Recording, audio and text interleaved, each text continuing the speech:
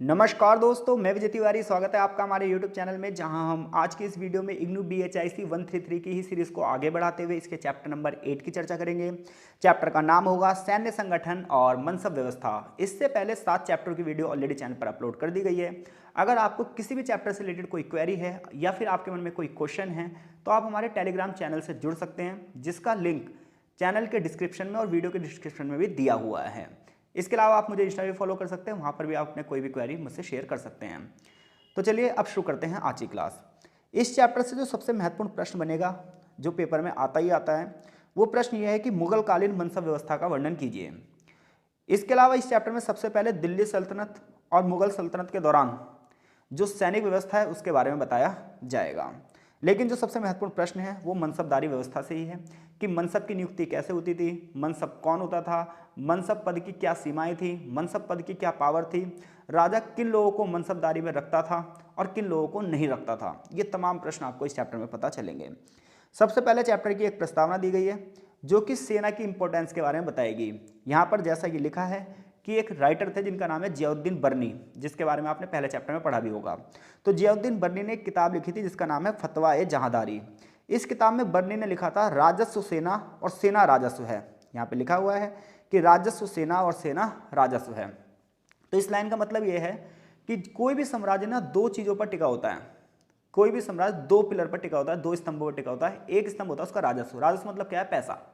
यानी कि कोई भी साम्राज्य जब तो चलेगा जब उसे टैक्स मिलेगा, क्योंकि सैनिक व्यवस्था, प्रशासनिक व्यवस्था को बनाए रखने के लिए पैसा भी तो चाहिए, तो वो राजस्व से मिलेगा, टैक्स से मिलेगा। दूसरी चीज होती है सेना। जितनी मजबूत सेना उतना मजबूत देश। जिस देश की सेना कमजोर है वो देश कभी सुरक्षित रह ही नहीं सकता। इसलिए चाहे दिल्ली सल्तनत के सुल्तान हो, चाहे मुगल सल्तनत के सुल्तान हो, ये अपनी सेना पर अच्छा खासा खर्च करेंगे। जैसा कि बलबन कहता भी है, यहाँ पर लिखा है कि बलबन ने ये कहा भी कि सेना के लिए जो भी खर्च हो उस खर्च को ज़्यादा मत माने करो। उसने अपने बुगर खां को ये सलाह दी कि सेना पर कोई भी खर्चा हो गया तो उस खर्चा कभी ज़्यादा नहीं होता, सेना पर क्या अगर खर्च हमेशा क्या होता है? कम होता है। तो इसलिए नई सेना की भर्ती के लिए हमेशा यहाँ पर पैसा लगता ही रहता था। उसका कारण भी था कि दिल्ली सल्तनत जो थी वो लगातार युद्धों में उलझी हुई थी। कुछ युद्ध बाहरी भी थे, यानी कि मंगोलों का खतरा भी था। कुछ युद्ध आंतरिक भी थे, क्योंकि हर छोटे छोटे सरदार ये चाहता था कि वो बड़ा राजा बन जाए। इसके अलावा विद्रोह भी होते रहते थे। तो विद्रोहों को दबाने के लिए, अपने साम्राज्य की सीमाओं को बढ़ाने के लिए, बाहरी खतरों से निपटने के लिए एक मजबूत सेना की जरूरत थी ही थी। आगे किताब आपकी लिखती है कि मुगल सेना सल्तनत सेना की अपेक्षा अधिक उन्नत थी। तो वो होगी भी भाई, यानी कि मुगलों की जो सेना थी वो दिल्ली सल्तनत की सेना से कहीं ज़्यादा शक्तिशाली थी। उसका कारण है दिल्ली सल्तनत के टाइम पीरियड और मुगल सल्तनत के टाइम पीरियड में अगर आप देखेंगे तो 200 से 300 सालों का डिफरेंस है। तो 200 से 300 सालों में कुछ तकनीक की भी तो बढ़ोतरी हुई होगी, मानव के सोचने समझने की क्षमता में भी तो बढ़ोतरी हुई होगी। इसलिए हम ये कह सकते हैं कि मुगल काल की जो सेना थी वो संगठित थी, सुव्यवस्थित थी और समय के अनुसार थोड़ी सी क्या थी? प्रशिक्षित थी, ट्रेंड थी। जबकि दिल्ली सल्तनत की सेना इतनी कमज़ोर नहीं थी हालांकि, बट फिर भी वो उसके मुकाबले कहीं ना कहीं थोड़ी कमज़ोर थी।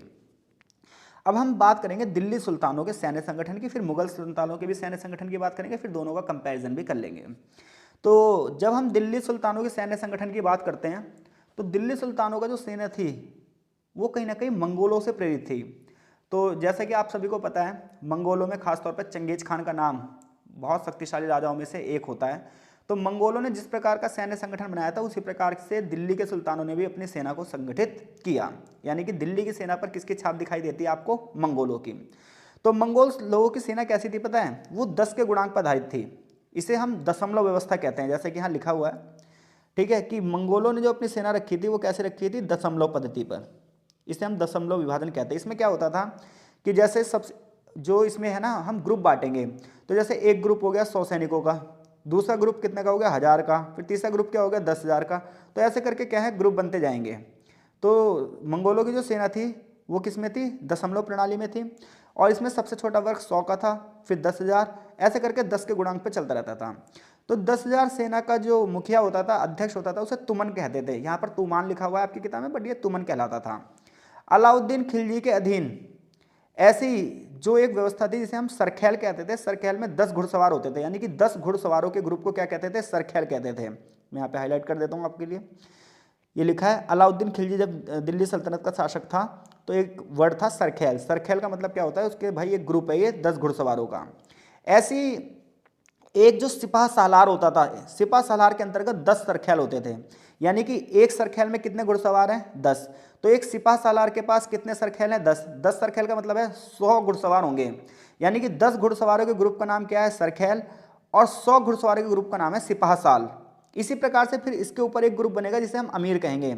अमीर में 10 सिपाह सालार होंगे, यानी कि लगभग 1000 घुड़सवार होंगे। फिर आएगा मलिक, मलिक में 10 अमीर होंगे, यानी कि ऐसे ऐसे करके पहले एक छोटी इकाई, फिर उससे बड़ी इकाई, फिर उससे बड़ी इकाई, फिर उससे बड़ी इकाई, ऐसे करके सेना को क्या कर रखा था? अलग अलग टुकड़ियों में विभाजित कर रखा था।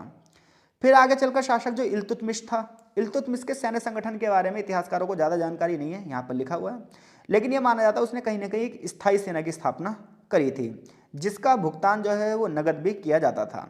लेकिन जब दिल्ली सल्तनत का राजा बना बलबन, तो बलबन ने लौह और रक्त की नीति शुरू करी, जिसमें उसने सेना के महत्व को पहचाना। फिर उसने एक ना ग्रुप बनाया, कल्ब ए आला, जिसमें मंत्रियों की नियुक्ति की जाती थी और सेना की ताकत को बढ़ावा देने के लिए काम किया जाता था। सेना की निरंतर परेड की जाती थी, इसके लिए अधिकारियों को भी रखा जाता था। घुड़सवारों की गिनती की जाती थी, अच्छी नस्ल के घोड़े होने चाहिए, उसकी लगातार जांच की जाती थी, इसके लिए अलग अलग मंत्रालय बनाए गए थे। आगे ये बता रहा है कि जितने भी घुड़सवार होते थे उनका हुलिया दर्ज किया जाता था कि दिखने में वो कैसे हैं, और घोड़ों के ऊपर ना दाग लगाया जाता था ताकि घोड़ों की पहचान की जा सके। घोड़ों के ऊपर यानी कि मोहर लगा दी या गर्म चीज़ से किसी उसे दाग दिया, ताकि बार बार घोड़ों को ना दोहराया ना जा सके, घोड़ों की गिनती दोबारा ना की जा सके। तो इससे पता चलेगा हमारे पास कितने घोड़े हैं, कितने घुड़सवार हैं, उसमें से कितने अच्छी नस्ल के घोड़े हैं, कितनी बेकार नस्ल के घोड़े हैं, ये सब चीज़ें यहाँ पर था। आगे चलकर जब फिरोज शाह राजा बनेगा तो ये दाग और हुलिया की प्रथा को खत्म कर देगा, यानी कि दिल्ली सल्तनत में बलबन के बाद जितने भी राजा आएंगे वो हुलिया और दाग की प्रथा को रखेंगे। हुलिया में मतलब ये है कि जो घुड़सवार है उसका चेहरा कैसे दिखता है, शरीर पे कहाँ क्या निशान है, ये सब चीज़ें लिखी जाती हैं, और घोड़े के ऊपर दाग लगाया जाता है। लेकिन जब राजा बना फिरोज शाह तो इसने दाग और हुलिया की प्रथा को क्या कर दिया? समाप्त कर दिया। तो इस प्रकार से दिल्ली सल्तनत में क्या रहा? सैनिक प्रणाली इस प्रकार से चलती रही। आगे चलकर दिल्ली में इक्ता प्रणाली शुरू हुई 13वीं शताब्दी में। यहाँ पर लिखा हुआ है, मैं आपको दिखाता हूँ कि 13th सेंचुरी में शाही घुड़सवार सेना को नगद भुगतान देते थे, लेकिन उसके बाद क्या हुआ, उन्हें ना एक एक गांव दे दिया जाता था या छोटे छोटे क्षेत्र दिए जाते थे जिन्हें इक्ता कहा जाता था। इक्ता में क्या होगा कि बड़े बड़े सैनिकों को एक क्षेत्र दे दिया जाएगा जिसे इक्ता कहेंगे, उस क्षेत्र से जितने भी टैक्स की वसूली होगी वो रख लेगा, और वो क्या कहलाएगा? इक्तेदार। क्योंकि जब हम पे नगद वेतन नहीं होता तो हम उन्हें जमीन दे देंगे, यानी कि राजाओं के पास जब नगद पैसा नहीं था तो उन्होंने क्या करा, अपने अपने सिपाहियों को छोटे छोटे इक्ते प्रदान कर दिए कि वहाँ से जितनी भी राजस्व की वसूली होगी, जितनी भी टैक्स की वसूली होगी वो आपकी होगी। इसी प्रणाली को हम इक्ता व्यवस्था कहते हैं। अगले चैप्टर में इसे बहुत अच्छे से समझाया भी जाएगा। आगे चलकर बलबन ने इन इक्तों को खत्म करने की कोशिश करी, जिसकी वजह से असंतोष भी उत्पन्न हुआ, क्योंकि भाई एक क्षेत्र से आपको टैक्स वसूलने का अधिकार मिल रहा है तो आपकी कमाई भी ज़्यादा हो रही है। अलाउद्दीन खिलजी ने लेकिन पूरी तरीके से इन्हें खत्म कर दिया। आगे चलकर अलाउद्दीन खिलजी ने नगद भुगतान देना शुरू करा, यहाँ लिखा हुआ है, और एक सैनिक को 234 तनके मिलते थे, जबकि जो बंदा एक अतिरिक्त घोड़ा लाता था उसे 78 तिनके और अधिक मिलते थे। यानी कि उस समय मुद्रा जो चलती थी उसे क्या कहते थे? तिनके कहते थे। जो घुड़सवार 2 घोड़े रखते थे उन्हें 2 असप्पा, और जो 1 घोड़े रखते थे उन्हें यक असप्पा कहा जाता था। मैंने हाईलाइट कर रखा है यहाँ पर। इसी प्रकार से जब राजा बना फिरोज शाह तुगलक तो उसने शाही सैनिकों को नगद में भुगतान करने की प्रथा को त्याग दिया और उन्हें एक कागज़ दे देता था, और इस कागज़ को इतलाक कहते थे। इस कागज़ का मतलब ये था कि वो किसी भी अधिकारी से अपना जाके वेतन ले सकता है। आगे हम बात करें तो घुड़सवार सैनिक 2 तलवारें रखते थे। पैदल सैनिक की बात करें तो वो कटार और तलवार के साथ साथ धनुष बाण भी रखते थे। पत्थर और मिसाइल फेंकने वाली मशीनों में मंजनीक, अर्दा और मगरबी जैसी मशीनें भी थीं। दिल्ली सल्तनत की सेना में हाथी एक महत्वपूर्ण अंग थे। मोहम्मद बिन तुगलक के पास लगभग 3000 हाथी थे, जबकि फिरोज के सैन्य दल में ये बताया जाता है जब उसने बंगाल पर आक्रमण किया था तो 470 हाथी थे उसके पास। इसी प्रकार से बलबन ने की बात करें तो बलबन ने भी हाथियों को बंगाल से भेजने की लगातार सिफारिशें करी हैं, क्योंकि हाथी की बात करें तो हाथी सैनिकों को ले जाने में उपयोगी थे, भारी सामान को ले जाने में उपयोगी थे, और जब नदी को पार करना हो तो नदी के तेज बहाव को वो अपने भार से सहन क्षमता करने के उपयोगी थे। सल्तनत की जो पैदल सेना होती थी उन सिपाहियों को पायक कहा जाता था। इन पैदल सिपाहियों में अधिकांश हिंदू होते थे और विनम्र मूल के लोग होते थे। ज़्यादातर ये क्या करते थे, पर्सनली किसी के गार्ड भी होते थे, व्यक्तिगत सुरक्षा भी देते थे, या किले के बाहर द्वारपाल की सेवा भी देते थे। कुछ पायकों को कई बार घोड़े भी दे दिए जाते थे। सेना में जो धनुष बाण चलाते थे उन्हें तीरंदाज कहा जाता था। इसके अलावा जो जानदार लोग होते थे वो सुल्तानों के अंगरक्षक यानी कि बॉडीगार्ड के रूप में कार्य करते थे। बताया जाता है कि जब बलबन राजा था तो बलबन के पास 1000 अंगरक्षक थे। ऐसा कहा जाता है वो प्रत्येक को उनके नाम से आता था, यानी कि बलबन के पास 1000 अंगरक्षक थे। और सबसे बड़ी बात यह है कि वो यहाँ लिखा देखिए, बलबन के पास 1000 अंगरक्षक थे और ये माना जाता है कि उसे हजार के हजार लोगों के नाम पता थे। घुड़सवार की बात की जाए तो स्थायी सेना के भाग थे। पहलवान भी होते थे, धावक यानी कि दौड़ने वाले भी सैन्य दल के विभाग में होते थे। दिल्ली सुल्तनत के तहत सैन्य विभाग को विभिन्न नामों से जाना जाता था। दीवाने अर्ज, रावते अर्ज, अर्ज ए मुमालिक, ये सब क्या थे? सैन्य संगठनों के नाम थे। तो दिल्ली सल्तनत की सैन्य व्यवस्था की बात करें तो सेना के महत्व की बात करें तो उसमें पायक भी हैं, पैदल सिपाही भी हैं, अश्वारोही भी हैं, अश्वारोही मतलब घोड़े वाले सैनिक भी हैं, गजारोही भी हैं। जो घुड़सवार 2 घोड़े रखते थे उन्हें 2 असप्पा और जो 1 घोड़ा रखते थे उन्हें यक असप्पा कहा जाता था। कई बार दिल्ली सल्तनत में नगद भुगतान भी किया जाता था सैनिकों को और कई बार उन्हें इक्ते भी प्रदान कर दिए जाते थे। तो ये दिल्ली सुल्तनत की क्या है? सैन्य व्यवस्था। कुछ कुछ ऐसे ही मुगलों की सैन्य व्यवस्था भी रहेगी, इसमें कोई ज़्यादा कुछ डिफरेंस नहीं रहेगा। तो मुगल सैन्य संगठन का अध्ययन जब आप करोगे तो शुरुआत में सैन्य संगठन ऐसे रहेगा, लेकिन आगे चलकर इसमें मनसब व्यवस्था शुरू हो जाएगी। तो मनसब व्यवस्था की बात करें तो मनसबदारी सिर्फ एक पद का नाम है। जैसे आज IAS, IPS ये सर्विसेज हैं, उसके अंदर जो है विभिन्न प्रकार के पद हैं। ऐसी क्या है? मनसबदारी व्यवस्था है। ये सिर्फ और सिर्फ एक उच्च पद है जिसका एक बहुत बड़ा रोल रहेगा अन्य पदों की नियुक्ति में। तो मुगल सेना की सबसे बड़ी बात की जाए तो वैसे तो ये दिल्ली सल्तनत के समान ही थी, लेकिन इसमें जो है जब मनसबदारी व्यवस्था शुरू होगी तो ये थोड़ी सी क्या हो जाएगी? इससे अलग हो जाएगी। मुगल सेना की अगर शाखाओं की बात करें तो यहाँ पर लिखा है मुगल सेना की शाखाओं में सबसे पहले पैदल सैनिक होता था। यहाँ पर पैदल सेना को पियादगान या अहशाम के नाम से जाना जाता था, यानी कि दिल्ली सल्तनत में पैदल सैनिकों को पायक कहा जाता था और मुगल काल में पैदल सैनिकों को क्या कहा जाता था? पियादान या अहशगान कहा जाता था। ये कई कई ग्रुप में थे, जैसे कुछ तलवार धारण करने वाले होते हैं, कुछ भाला धारण करने वाले होते हैं, कुछ बंदूकची भी होते हैं, ठीक है, कुछ योद्धा होते हैं, कुछ गैर योद्धा होते हैं। कुछ लोग इसलिए होते हैं कि जैसे युद्ध हो रहा है तो कोई सैनिक घायल हो गया तो उसे उठाने का काम करते हैं, खान पान प्रबंधन कमेटी होती है। तो पैदल सेना को अलग अलग ग्रुप में बांटा जाता है। सेना में हाथी महत्वपूर्ण होंगे, जो कि हमने बात कर ही ली थी। हाथी 3 कारणों से महत्वपूर्ण होते हैं। एक तो जिस राजा के पास जितने ज़्यादा हाथी वो उतनी ज़्यादा भव्यता का प्रतीक, यानी कि उतना अमीर राजा माना जाएगा।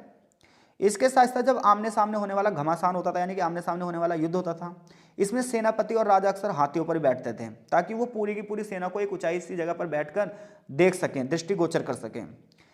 लेकिन हाथियों की तैनाती का सबसे बड़ा कारण यह था कि बेहतरीन बोझा ढोने वाला जानवर था। ये भारी भारी जो तोप होती हैं वो इसके ऊपर लाद कर नदी पार कर लो, आप बहुत दूर तक चले जाओ, कोई दिक्कत नहीं है। इसके अलावा ये बोलता है कि हाथियों को हमेशा क्या करा जाता था? ढाल और कवच भी पहनाए जाते थे। उनकी सूंड को प्लेटों से ढका जाता था ताकि उनकी सूंड पर कोई भी वार करे तो उन्हें लगे ना, क्योंकि अगर हाथी को लग गई तो हाथी भी गिरा और साथ साथ सम्राट भी गिरा। छोटी छोटी तोपों को संभालने लायक उन्हें करा रखा जाता था, यानी कि हाथियों को ट्रेंड किया जाता था।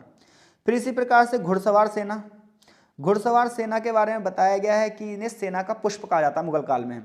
तो मुगल काल में सेना का पुष्प यानी कि सेना का फूल किसे कहते हैं? घुड़सवार सेना को। ऐसा किसने बताया? फादर मॉन्सरेट ने। उसने बताया कि जो अच्छे सैनिक होते थे वो सम्राट के व्यक्तिगत सैनिक होते थे। अकबर ने इस प्रणाली को स्थापित किया था। कुछ कुमकी सैनिक भी होते थे जिन्हें विशेष कार्य के लिए भर्ती किया जाता था। इसी प्रकार से मुगल कालीन सैन्य व्यवस्था की सबसे बड़ी जो विशेषता थी वो तोपखाना थी। बाबर ने जब पानीपत का युद्ध लड़ा था, खानवा का युद्ध लड़ा था, तो इसमें भारी तोपों का प्रयोग किया था। हुमायूं के पास बताया जाता है कि 21 भारी तोपें और 700 बंदूकें थीं। शेर शाह का तोपखाना हुमायूं से भी बेहतर माना जाता है। अकबर के तोपखाने में बताया जाता है 150 तोपें थीं। तो इससे पता चलता है कि जो मुगल कालीन व्यवस्था थी तोपखाने की वजह से इसकी सैनिक व्यवस्था और भी ज़्यादा मजबूत थी। मुगलों के पास तोप और बारूद के निर्माण के लिए भी अलग अलग कारखाने थे। इसके अलावा नदियों के संचालन के लिए नौवाहन विभाग का भी निर्माण किया गया था। मुगलों के बेड़े और जलमार्गों का ध्यान रखने के लिए एक अलग से डिपार्टमेंट बनाया गया था और इसका हेड था मीर बहरी। तो मीर बहरी इन सब चीज़ों की देखरेख करता था। सीमा शुल्क लगाना, समुद्र और नदी के बंदरगाहों का विनियमन करना, नावों का निर्माण करना, इन सब के लिए मीर बहरी ही उत्तरदायित्व था। हालांकि मुगलों के पास एक अच्छी नौसेना नहीं थी, हम ये नहीं कह सकते उनके पास एक अच्छी नेवी थी, इसलिए ये पुर्तगाली वगैरह पर क्या करते थे? डिपेंड रहते थे। आपको पता है पुर्तगाली मुगल काल जब भारत में आया तो पुर्तगाली, डचेस ये लोग भारत में आने लगे और आगे चलकर ब्रिटिशर्स भारत में आए और फिर मुगल कालीन सत्ता खत्म हो गई और ब्रिटिशर्स ने भारत को एक उपनिवेश बना लिया। मुगल काल में जो सेना का अंतिम हिस्सा था वो था अधिकारीगण। सेना का प्रमुख सेनापति कहलाता था और वो ज़्यादातर मुगल सम्राट ही होता था। हालांकि सैन्य विभागों का जो प्रमुख था उसे बख्शीय ममालिक या फिर मीर बख्शी भी कहा जाता है। तो सैन्य विभाग के प्रमुख को क्या कहा जाता था? मीर बख्शी। ध्यान रखना, आगे चैप्टर में आएगा। या बख्शीय ममालिक भी कहा जाता था। इसके अलावा मनसब भी थे। मनसब जो थे वो सारे आदेश मनसब के द्वारा ही जारी किए जाते थे। वह घोड़ों पर दाग लगाने की प्रक्रिया की भी निगरानी करता था, जिसके बारे में आगे विशेष रूप से बताया जाएगा। मुगल साम्राज्य में 3 बख्शी थे जिनकी जिम्मेदारियां कुल मिलाकर एक जैसी थी। बस अंतर यह था कि जो मीर बख्शी होता था वो शहजादों यानी कि राजकुमारों और बड़े बड़े अमीरों से वास्ता रखता था।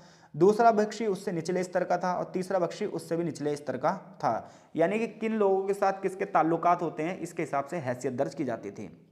तो अगर एग्जामिनर आपसे क्वेश्चन पूछे मुगल कालीन सैन्य व्यवस्था और दिल्ली सल्तनत की सैन्य व्यवस्था की तुलना करिए, तो दिल्ली सल्तनत की सैन्य व्यवस्था के बारे में पहले आप बताओगे और फिर मुगलों की सैन्य संगठन के बारे में बताओगे और फिर ये लास्ट में एक कंक्लूजन दोगे, एक निष्कर्ष दोगे कि कहीं ना कहीं मुगलों की जो सैन्य व्यवस्था थी वो दिल्ली सल्तनत की सैन्य व्यवस्था के मुकाबले थोड़ी सी अच्छी थी। आगे यहाँ पे कुछ छोटे छोटे क्वेश्चन दिए हैं कि मुगल सैन्य के गठक का संक्षेप में वर्णन करो। तो जितना मैंने अभी बताया, दीवाने अर्ज बता दो, मुगल सेना के अधिकारियों का वर्णन करो। तो ये तमाम चीज़ें हम पढ़ चुके हैं। आगे इस चैप्टर का सबसे इंपॉर्टेंट क्वेश्चन शुरू होता है कि मुगल काल में सैन्य प्रशासन में मनसबदारी व्यवस्था का वर्णन कीजिए। तो जैसा कि मैंने अभी आपको बताया, मनसबदारी व्यवस्था कुछ भी नहीं है, सिर्फ और सिर्फ एक मनसब कौन होता है, एक पद का नाम है जो कि जितने भी डिपार्टमेंट में नियुक्तियां होंगी वो सारी नियुक्तियां यही करेगा, राजा के प्रति सीधा जिम्मेदार होगा। और ज़्यादातर पता है मनसब किसे प्रदान किए जाते थे? जो राजा के करीबी होते थे। अन्य लोगों को मनसब प्रदान नहीं किए जाते थे। तो देखो, मुगल काल में जो मनसब व्यवस्था ही अचानक नहीं विकसित हुई बल्कि धीरे धीरे विकसित हुई है।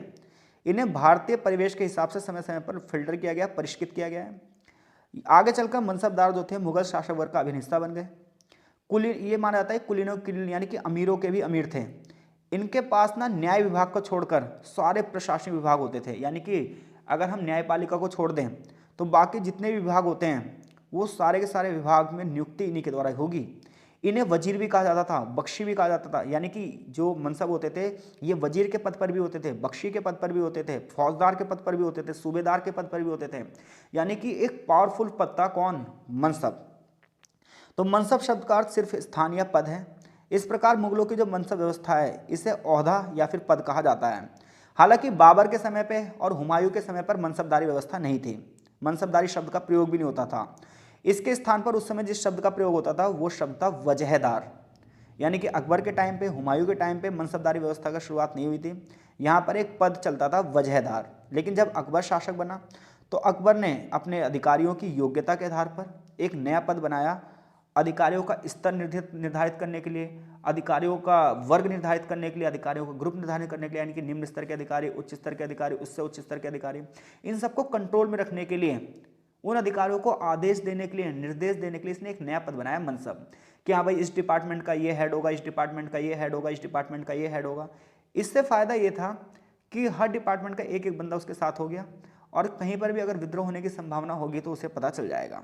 अबुल फजल बताते हैं कि अकबर के टाइम पीरियड पर 66 श्रेणियां बनाई गई थी, जिसमें से 10 घुड़सवार से लेकर 10,000 घुड़सवार तक के सेना नायक शामिल थे। हालांकि अबुल फजल ने बताया तो है 66 श्रेणियां, लेकिन 33 श्रेणियों का विस्तार से उल्लेख किया है। तो कुल मिलाकर मनसब 3 चीज़ों के बारे में बता रहा है, यानी कि एक तो पद के बारे में बता रहा है और यही पता चलता है कि भाई इसका वेतन भी ज़्यादा होता होगा। इसके अलावा सैनिक, घोड़े, हथियार रखने जाने का निर्धारण भी यही करता था। आगे चलकर एक पद हुआ जात मनसबदार में और एक पद हुआ सवार। तो आरंभ में मनसबदार का पद व्यक्तिगत वेतन, यानी किसका वेतन ज़्यादा है, किसका वेतन कम है, किसकी सेना ज़्यादा है, किसकी सेना कम है, इसके आधार पर घोषित होता था। यानी कि मान लो कोई व्यक्ति है वो 100 सैनिकों के ऊपर लीडरशिप कर रहा है तो हम कहेंगे वो 100 सैनिकों का मनसब हुआ। कोई 200 सैनिकों के ऊपर कंट्रोल रख रहा है तो 200 सैनिकों का मनसब हुआ। लेकिन आगे कोई व्यक्ति 500 की मनसब प्राप्त करता है तो उसके पास 500 सैनिक होंगे। यहाँ पर ये लिखा हुआ है, आप देख सकते हैं, मैंने हाईलाइट कर रखा है। तो इसके अलावा सेना के रखरखाव के लिए उसे राजा की तरफ से भत्ता वगैरह दिया जाएगा। लेकिन टाइम बीतने के बाद 2 पद आए, एक जात और एक सवार। जात का तो मतलब ये है कि आपकी हैसियत क्या है, आप राजा के कितने करीब हैं, शहजादे हो आप या फिर कोई एक शक्तिशाली राजे हो आप या सरदार हो आप। तो जात का मतलब एक विशेष पद से है जहां आपको उच्च वेतन दिया जाएगा और दरबार में आपकी स्थिति भी उच्च होगी। इसे हम तलब खास भी कहेंगे। इसमें उसकी हैसियत और स्थान निर्धारित किया जाएगा। दूसरी संख्या होगी सवार। सवार का मतलब यह है कि आपके पास घोड़े कितने हैं, घुड़सवारों की संख्या कितनी है। तो एक पद होगा जात, जो आपकी हैसियत के हिसाब से दरबार में आपको पद मिलेगा। एक जो जात बंदा है वो सवार भी हो सकता है, क्योंकि ये जो जात है उसके पास अपने घोड़े भी हो सकते हैं, घुड़सवार भी हो सकते हैं। तो लेकिन फिर भी जो पद है वो जात का ही सर्वोच्च माना जाएगा। ठीक है भाई। हालांकि इस दोहरे पद की भूमिका लेकर हिस्टोरियन में कुछ विवाद है, कुछ कहते हैं ऐसा नहीं था, कुछ कहते हैं ऐसा था। मिलाकर मनसूबों की 3 श्रेणियां होगी। एक वो होंगे जिनका जात और सवार बराबर बराबर होंगे, यानी कि जिनके घुड़सवारों की संख्या जात के बराबर होगी। दूसरे वो थे जिनके पास जात की संख्या के आधे से अधिक घुड़सवार होंगे। और तीसरा वो थे जिनके घुड़सवारों की संख्या उनकी जात संख्या के आधे से कम होती थी। ये तीसरी श्रेणी के मनसबदार माने जाते थे। यानी कि मनसबदारों की कितनी श्रेणियां नियुक्त की गई थी? 3। ये इस आधार पर होती थी कि भाई किसके पास कितने घुड़सवार हैं कितने नहीं। इसके यहाँ पर इसी चीज़ को एग्जाम्पल दिया गया है। खैर, जहांगीर के शासनकाल में एक नई व्यवस्था शुरू हुई। व्यवस्था वही है, बस नाम बदल दिया गया है। 2 असप्पा सिंह असप्पा व्यवस्था लागू की गई। तो कहीं आप कहीं भी क्वेश्चन देखें कि 2 असप्पा सिंह असप्पा व्यवस्था किसके शासनकाल में लागू की गई, तो जहांगीर। तो कह रहा है जहांगीर ने अपने शासनकाल में 2 असप्पा सिंह असप्पा व्यवस्था लागू करके एक नया परिवर्तन किया। ये परिवर्तन जहांगीर के शासन के 10वें वर्ष में हुआ और इस व्यवस्था का जो सबसे पहला पद मिला वो मिला महातब खान को। इसके अनुसार मनसबदार का आधा या पूरा पद 2 असप्पा सिंह असप्पा को बना दिया गया। यानी कि जो पहले मनसबदारी व्यवस्था थी, जात व्यवस्था थी, सवार व्यवस्था थी, इसी पद को अब क्या कर दिया, 2 असप्पा सिंह व्यवस्था बना दिया। फिर यहाँ पर एग्जाम्पल बताया गया है, जैसे मान लो कोई 4000 जात या 4000 सवार का मनसब हो तो उसे क्या 2 असप्पा सिंह असप्पा का पद प्रदान किया जाएगा। 2 असप्पा सिंह असप्पा अपनाने के पीछे क्या कारण थे, इसके बारे में कोई इतिहासकारों को ज़्यादा जानकारियाँ नहीं है, बस वो अनुमान लगाया जा सकता है कि सम्राट बनने के बाद शायद जहांगीर अपने विश्वास पात्रों की वो पदोन्नति देना चाहता था, यानी कि जो उसके विश्वास पात्र थे, कृपा पात्र थे, उन लोगों को प्रमोशन देना चाहता था, या फिर सैनिक दृष्टि से उन्हें मजबूत करना चाहता था। शायद उसने ऐसा इसलिए किया हो, लेकिन कुछ भी हो, इसकी वजह से क्या था, कुलीनों में ईर्ष्या भाव पैदा हो चुका था। खैर, वस्तु जो 2 असप्पा सिंह असप्पा व्यवस्था थी, इसके माध्यम से जात या मनसब पद को छेड़े बिना सवार पद प्रदान कर दिया गया। ठीक है, और इससे क्या हुआ, जात पद में बढ़ोतरी ना करने पर भी राज्य के खर्चे में बचत हो जाती थी। मनसबदारों की नियुक्ति कैसे होती थी, पदोन्नति यानी कि प्रमोशन कैसे होता था, तो देखो आमतौर पर जो मीर बख्शी है ना, ये सम्राट के सामने प्रत्याशियों को उपस्थित करता था। यानी कि मीर बख्शी एक महत्वपूर्ण पद था, इसके बारे में हम पहले भी पढ़ चुके हैं। तो जो मीर बख्शी था ये सम्राट के सामने प्रत्याशियों को उपस्थित करता था। अब सम्राट इनके निरीक्षण करता था और फिर सम्राट को लगता था ये बंदा सही है, तो अब सम्राट उसकी नियुक्ति करता था। नियुक्ति के लिए आमतौर पर जो बंदा आता था वो प्रतिष्ठित व्यक्ति होता था, कुलीन होता था, या किसी गवर्नर के अनुशंसा पर आता था। नियुक्ति के लिए एक बहुत बड़ी प्रक्रिया अपनाई जाती थी, जिसमें दीवान भी होते थे, बख्शी भी होते थे और अन्य लोग भी शामिल होते थे, जिनके बाद सम्राट के पास इन्हें नियुक्ति के लिए भेजा जाता था। इसके बाद वजीर अपनी मोहर लगा के एक फरमान जारी करता था और सेम यही प्रोसेस प्रमोशन के लिए भी होता था। यानी कि एकदम से नहीं होता था। मीर बख्शी हो गया, दीवान हो गए, वजीर हो गए, ये सब इस प्रोसेस में शामिल हैं कि किसी मनसबदार की नियुक्ति कैसे की जाएगी। मनसब प्रदान करना सम्राट का विशेष अधिकार था, यानी कि सम्राट के अलावा कोई बंदा मनसब प्रदान नहीं कर सकता था।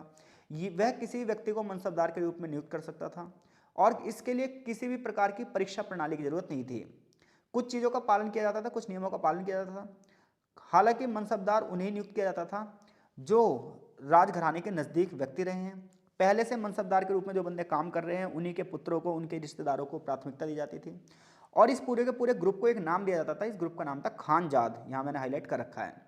इसके बाद दूसरे राज्यों से जो बड़े पद पर लोग होते थे उन्हें वरीयता दी जाती थी, यानी कि कोई मनसबदारी व्यवस्था में शामिल नहीं हो सकता था। अगर हम मनसबदारी व्यवस्था की बात करें तो राजपूतों को भी उच्च मनसब प्रदान किए गए थे। इसके अलावा अगर हम बात करें सेना के रखरखाव और भुगतान कैसे किया जाता था, तो सेना के रखरखाव और भुगतान की अगर हम बात करें तो जो भी सैनिक होता था उसे अपना शारीरिक सत्यापन करवाना पड़ता था। यानी कि वो बंदा दिखने में कैसा है, उसकी हाइट कैसी है, अगर शरीर पे कहीं कोई निशान है तो उसे वो बताना पड़ता था और ये सब काम मीर बख्शी करता था। इसके अलावा दाग व चेहरा के नाम से इस चीज़ को जाना जाता था। जब कोई कुलीन अपने घोड़ों को प्रस्तुत करता था तो घोड़े के ऊपर एक मोहर लगाई जाती थी, उसे खास तरीके से उसके ऊपर कोई निशान बनाया जाता था जिसे दाग व्यवस्था कहते हैं। ये इसलिए किया जाता था कि मान लो भाई किसी व्यक्ति ने कहा हम पे 500 घोड़े हैं और 500 सवार हैं, हमें इसके लिए भत्ता चाहिए, तो अगर हम घोड़े पर दाग व्यवस्था नहीं लगाएंगे तो हमें कैसे पता चलेगा उसके पास 500 घोड़े, हो सकता है वो उन्हीं घोड़ों की गिनती दोबारा करवा दें। तो हर घोड़े पर एक खास निशान बना होता था ताकि दोहरी गिनती से बचा जा सके। इनके लिए वेतन निश्चित किया जाता था। ज़्यादातर वेतन जो है वो उच्च घराने के लोगों को ही दिया जाता था, जैसे यहाँ पर एक टेबल बनी भी हुई है। कि 7,000 जात का पद, 5,000 जात का पद, 4,000 जात का पद, 3,000 जात का पद, इसके आधार पर ये क्या कहते थे, यानी कि जिसके पास जितने घोड़े होंगे, जितनी सेना होगी, उस हिसाब से उसे वेतन दिया जाएगा। कुछ जगह पर मासिक वेतन दिया जाता था और कुछ जगह पर जमीन दे दी जाती थी कि भाई इस जमीन से जितना भी आपको मिलेगा आप उससे अपनी भरण पोषण करेंगे। इसके बारे में अगले चैप्टर में विस्तार से बताया जाएगा, यहाँ पर बहुत थोड़ा बताया गया है। लेकिन ये मत सोचे कि जो वेतन मिलता था वो पूरा मिल जाता था, वेतन में कटौती भी होती थी कई प्रकार की। जैसे जो दक्षिणी क्षेत्र के लोग थे उनकी कटौती सबसे ज़्यादा होती थी, उनके वेतन का 1/4 हिस्सा काट लिया जाता था। इसके अलावा सम्राट अपने मवेशियों के चारे खर्चे के लिए एक प्रकार की कटौती करता था जिसे हम खुराक दवाब के नाम से जानते हैं। अगर 1 रुपये का वेतन है तो 2 दाम काट लिया जाता था, यानी कि जुर्माना वसूल लिया जाता था। तो अनेक प्रकार से वेतन में कटौती भी की जाती थी। एक व्यवस्था और थी जिसे हम एस्चीट यानी कि अधिग्रहण व्यवस्था कहते हैं। इकोनॉमी में एस्चीट का मतलब यह है कि ऐसे क्षेत्र जिनका अपना कोई उत्तराधिकारी नहीं है या ऐसी संपत्ति जिसका कोई देखरेख करने वाला नहीं है, तो उससे वो संपत्ति सरकार अपने अंडर में कर लेती है। ऐसी मुगल काल में क्या हुआ, राजा जब मर्जी जब चाहे किसी भी कुलीन की जमीन का अधिग्रहण कर सकता था, जब्त कर सकता था। इसे जब्ती व्यवस्था भी कहते हैं। तो कोई बंदा विद्रोह कर रहा है, उसकी सारी जमीन जब्त कर ली जाती थी। जो बंदा भुगतान नहीं कर पाता था उसकी जमीन जब्त कर ली जाती थी। इसे कहते हैं अधिग्रहण व्यवस्था। आगे चलकर मनसबदारों का संगठन किया गया।